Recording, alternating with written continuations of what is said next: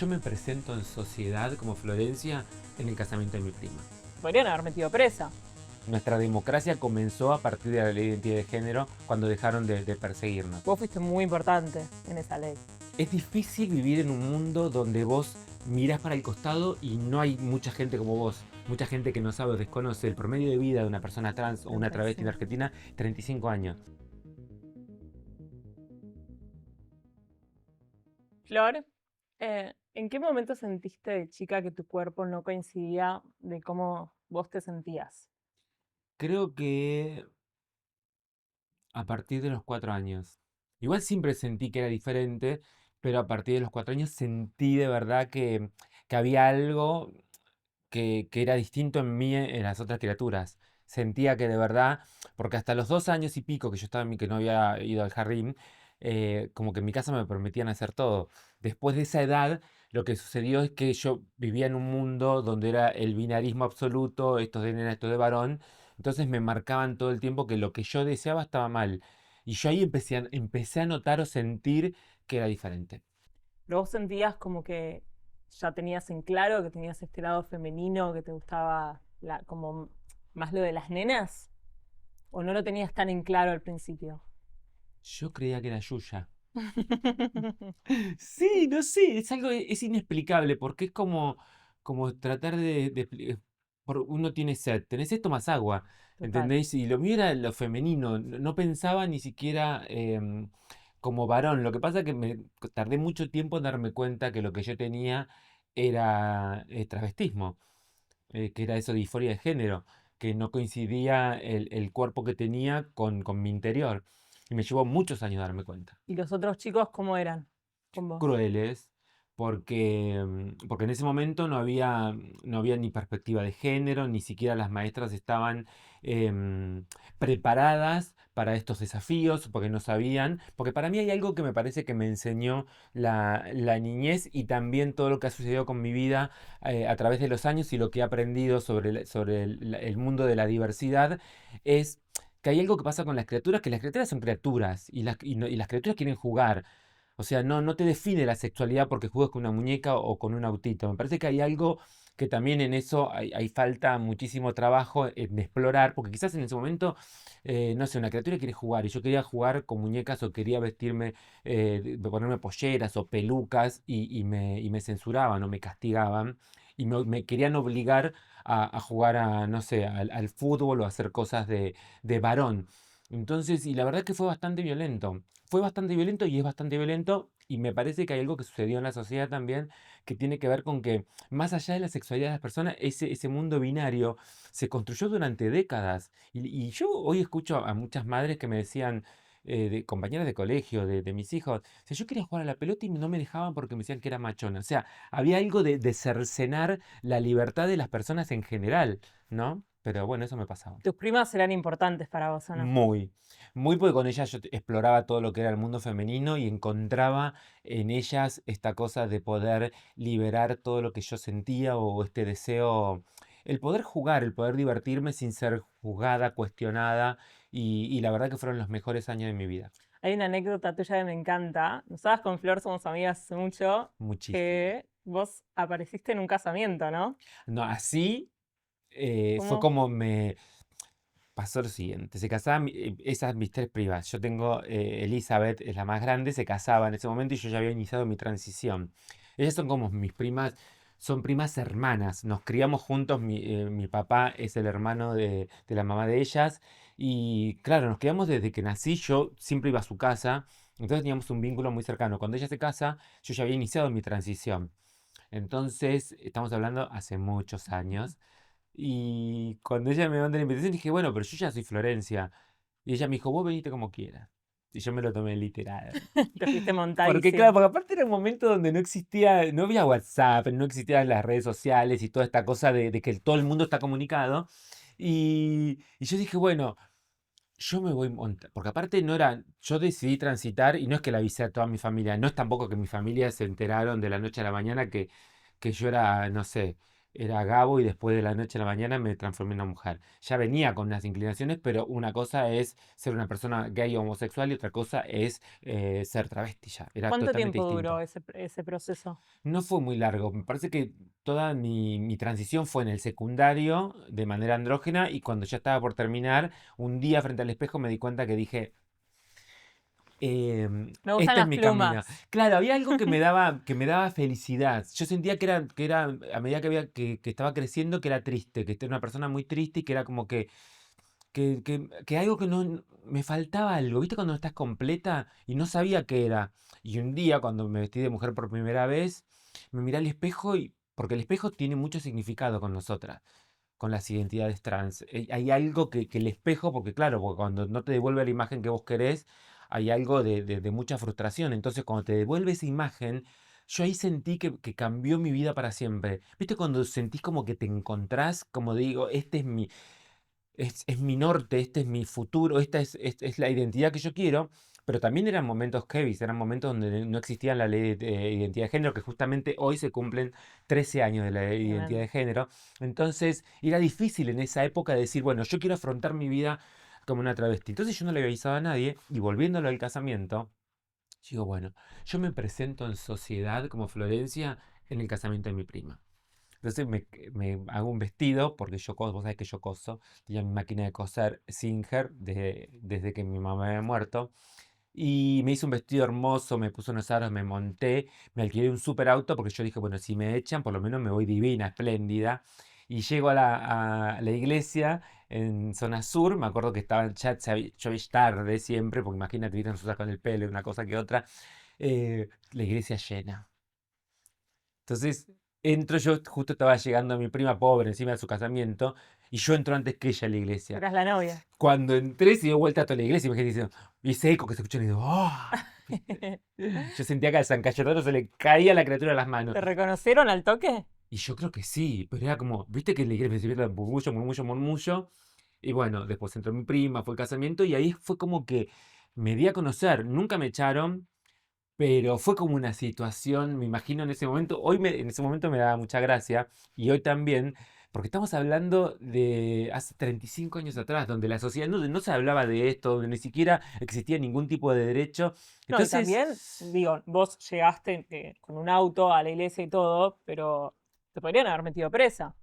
claro, sí, porque, claro, pero sí se Que, andaba por la calle. por En ese eso, momento yo estaba claro, porque la gente quizás, hay mucha gente joven que está mirando esto, y en ese momento existían los edictos policiales donde las mujeres trans o travestis no podían transitar por la calle, una no podías locura. caminar. Nosotros fuimos perseguidas en plena democracia durante mucho tiempo. O sea, creo que la libertad o nuestra democracia comenzó a partir de la ley de identidad de género cuando dejaron de perseguirnos. Vos fuiste muy importante en esa ley. Sos muy importante en esa ley. Sí, yo a veces, qué sé yo, a mí me pasa algo bastante particular porque yo siento que a mí el mundo del espectáculo me salvó desde ese lugar porque cuando yo debuté, yo no me interesaba ser famosa, no era algo que yo proyectara, no es algo que digo, ay, bueno, mi sueño era ser una actriz o una conductora. El mundo del espectáculo se cruzó en mi vida de la noche a la mañana y yo en ese camino lo que vi fue como un futuro. Cuando dije, me subí a las tablas. Digo, primero que me dio impunidad, porque me dio esta cosa de visibilidad y hacía que yo podía transitar por la calle, ¿entendés? Siendo como una persona VIP, porque la gente me saludaba. Y a partir de ahí dije, bueno, y sin darme cuenta, porque estamos hablando, yo debuté en el año 96 en el mundo del espectáculo, mira, van a ser casi 30 años.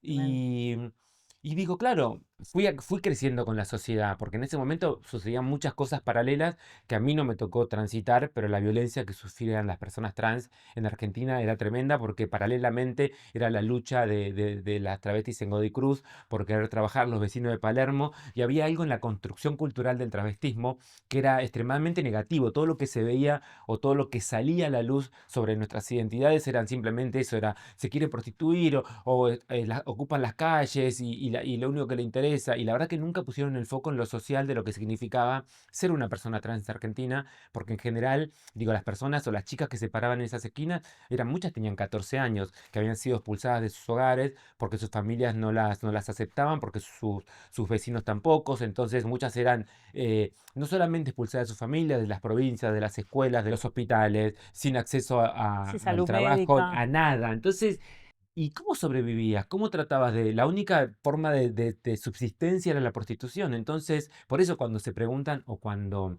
mucha gente que no sabe o desconoce el promedio de vida de una persona trans o una travesti en 35, Argentina, 35 años. sí, muy bajo. Y hoy la gente vive hasta los 90, es longeva, entonces imagínate, pero tiene que ver con todas las cosas marginales o con estar expuesto a enfermedades de transmisión sexual y sobre todo con el no acceso a muchos, a como bien decíamos, a la salud, a la vivienda o al trabajo digno, a pesar de que nosotros, que hoy se cumplen 13 años de la ley de identidad de género, que fue un puntapié inicial para poder adquirir derechos en Argentina, no se conseguía trabajo. Después salió el cupo laboral trans hace unos años, que era supuestamente un incentivo para que, no sé, era el 1% de las personas que trabajan en el Estado tenían que ser trans y se ampliaba al sector privado. Eso nunca sucedió, es No una se ley respeta. que no se aplica y las personas trans siguen sin estar, siguen sin formar parte, digo yo, del mundo, de la sociedad. Pero me parece que ya generar este momento hermoso que estamos hablando nosotras, que seguramente mucha gente va a ver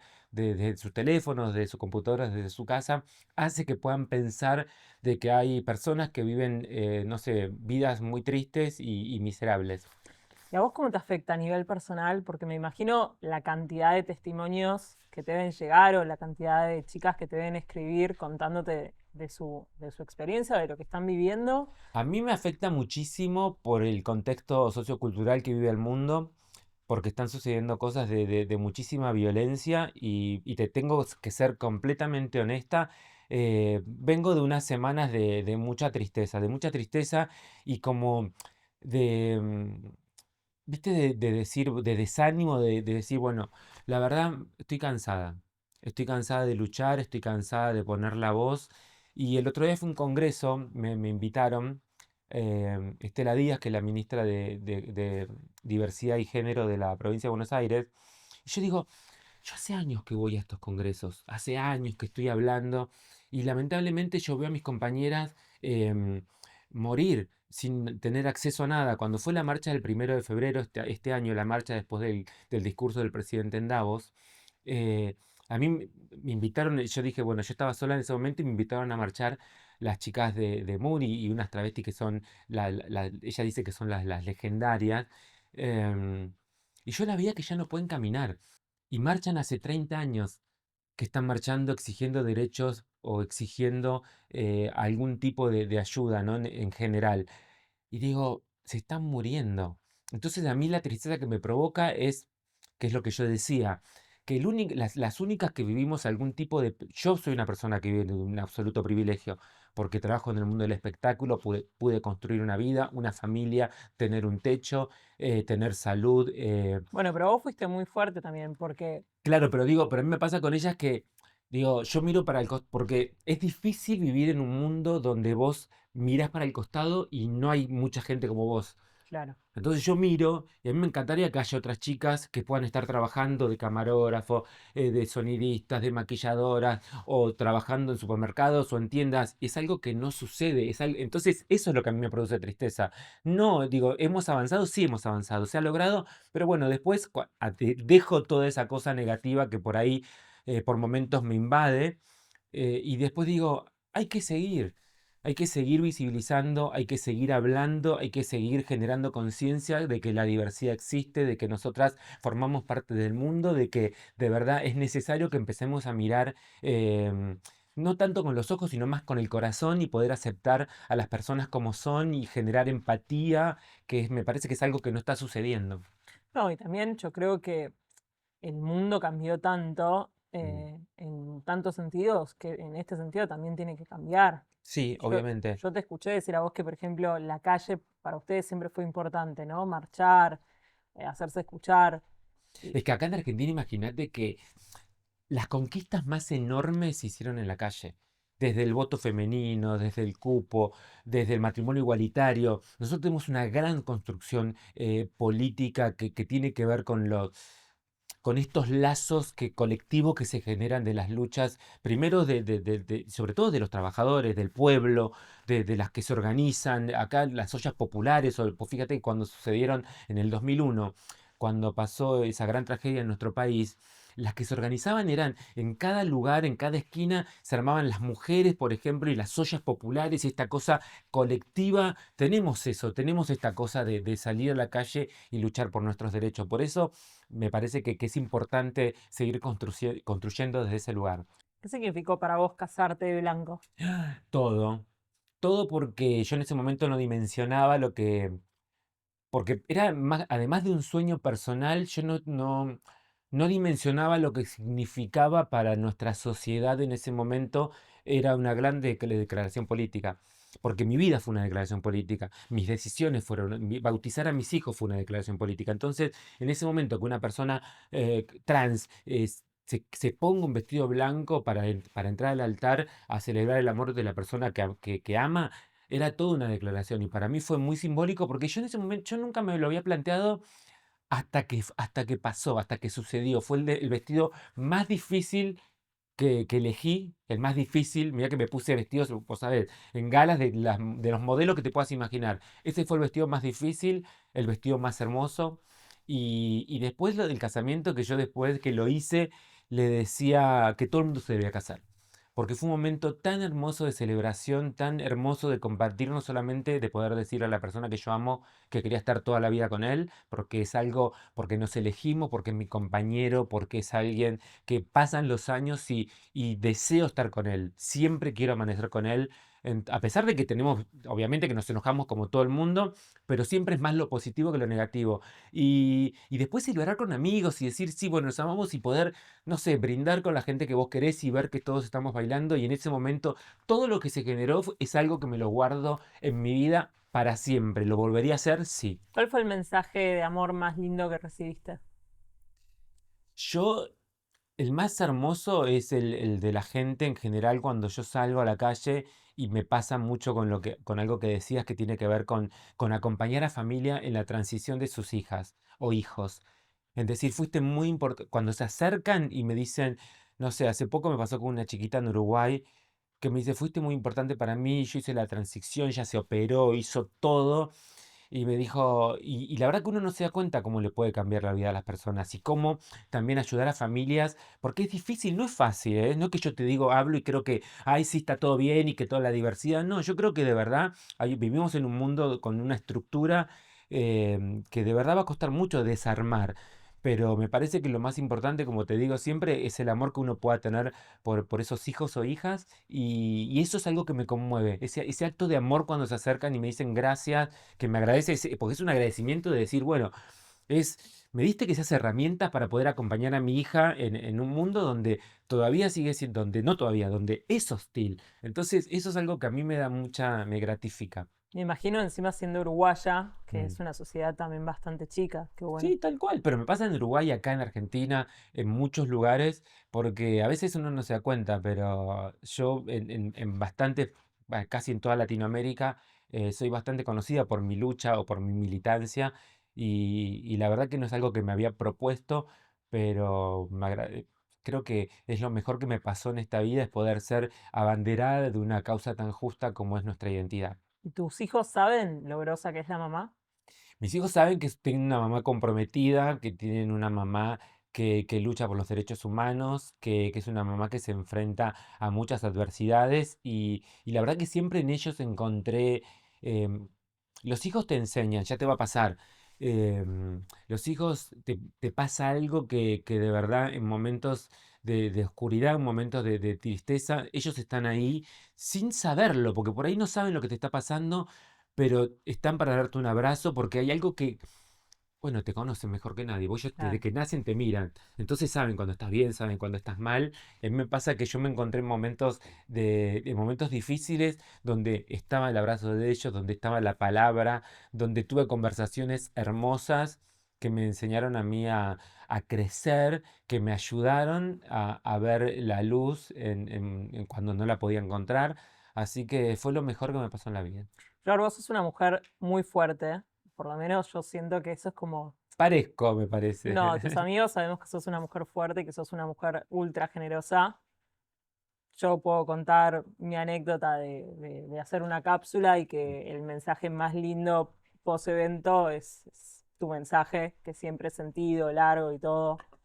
¿Sentís que esa personalidad, digamos, esa fortaleza la tuviste que construir por toda tu lucha? ¿O sentís que vos naciste así? ¿Naciste luchadora? No, yo creo que la construí porque me parece que cuando a vos te pasa algo fuerte en la vida, qué sé yo, cuando a vos te echan, te expulsan de tu casa de la noche a la mañana, por algo que te parece completamente injusto, porque vos decís primero que no entendés, es el vínculo más sagrado que puede tener cualquier ser humano. Vos pensás que tus padres son los que te abrazaron, tus padres son los que te dieron las mamaderas, tus padres son los que te llevaron al jardín, los que hacían la tarea con vos. Entonces, cuando ese vínculo, viste, se rompe, cuando eso no existe, es algo que de verdad es muy fuerte. Y yo creo que a partir de ahí lo que me sucedió fue que es como que volvés a nacer, pero volvés a nacer desde un lugar de decir, bueno, esto hasta acá ya no existe más, no hay más nada. Entonces, y ahora estoy sola, ya es cómo construyo de acá adelante. Entonces, ¿qué pienso hacer con eso? Bueno, ¿me quedo llorando o sigo para adelante? Entonces, lo que me pasó fue que nunca miré para atrás. Siempre miré para adelante y siempre creí, siempre confié en mí, siempre vi algo, dije como, no creí lo que me quisieron hacer creer. Siempre dije como que lo que dicen no es cierto. Yo soy una persona valiosa. Yo soy una persona valiosa. Entonces eso es lo que la gente tiene que saber, que todos somos valiosos, a pesar Claro, de cualquier cosa. Y eso fue lo que fue como mi faro, ¿entendés? Como decían, vos no vas a poder ser nada por esto. Yo voy a poder ser lo que yo quiera. Y se los demostré. claro. Te vi como muy afectada con todo lo que pasó con el tema de Elisa Italiani, que vos abriste tu programa contando de que en Sí, su momento, casi, medio al momento que estabas por ser madre o que estabas mm, por recibir a tus hijos, también te atacaron mucho. muchísimo.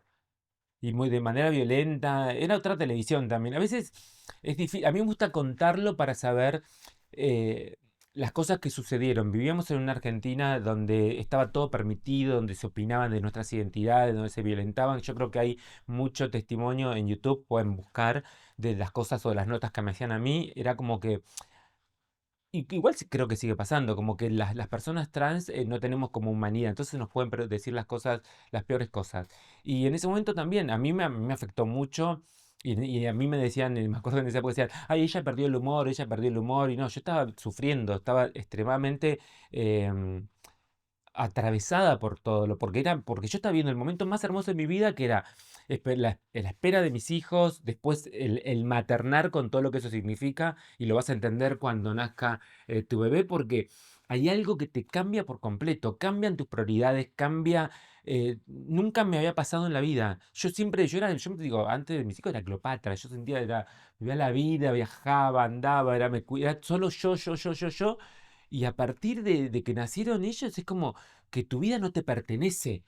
¿Entendés? Yo por primera vez me di cuenta que mi vida no me pertenecía, que era absolutamente de ellos, que se la podía dar, ¿entendés? Entonces, y eso te cambia, eso te pone sensible. Eso te pone porque estás con todo eso y era atacada y violentada. Y la verdad que fue muy, muy difícil. Y me costó mucho. Y aparte, si le sumamos a eso, la muerte de Jorge Ibáñez, que fue medio seguido porque fue al poco tiempo, entonces fueron años difíciles, pero bueno, me parece que la vida te enseña también, ¿no? De las cosas difíciles uno aprende. Te da y te saca. Sí, tal cual. ¿Y pensás que la televisión argentina hoy en día es menos dañina? Porque la verdad que yo siento que está en un momento difícil. Sí, qué sé yo, me parece que antes era peor igual.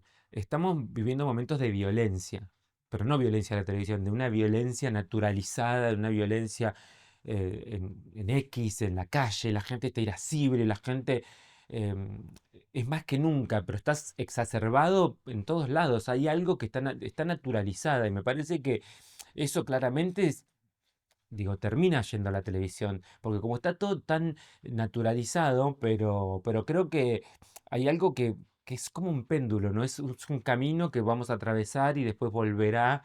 Pero sí, yo digo que me parece que tenemos una hermosa televisión viendo lo que sucede en el mundo. Me encanta porque es una televisión que cuando vos viajás te das cuenta la calidad de no solamente las personas que trabajan, no sé, las conductoras o los programas en general y el contenido es muy interesante, pero sí está todo violento.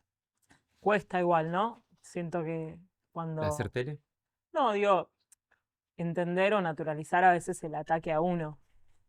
Sí, sí, pero a veces me parece que O vos ya aprendiste y te lo tomás, no te lo tomás personal.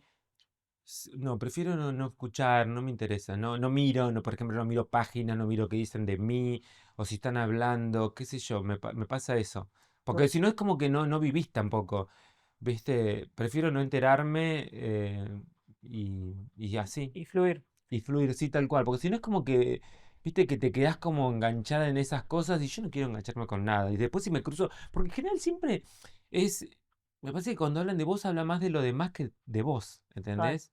Entonces yo prefiero, digo, aparte, o si no me pasa decir, a ver, ¿quién lo dijo? ¿O qué dijo? Bueno, ¿entendés? O sea, como, no me importa. Pasa. Claro, viste que dicen las opiniones son como el ano, todos tenemos una.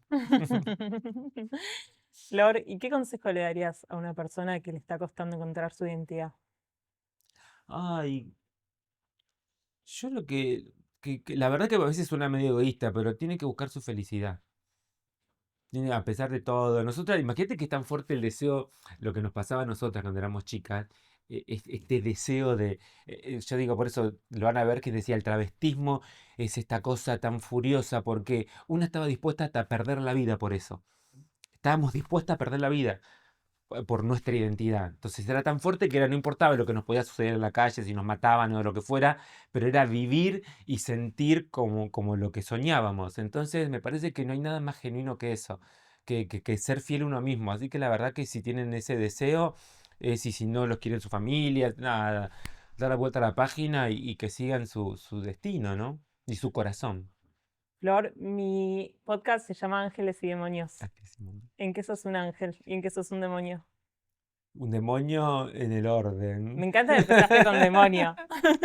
Un demonio del orden. Me gusta mucho el orden, la limpieza. No me gusta que esté todo desordenado. Tengo un lustramueble al costado de mi cama porque no soporto el polvillo. A ese nivel de maniática soy. Y después, un ángel cuando coso. Cuando coso yo siento que estoy en uno de los momentos de deidad.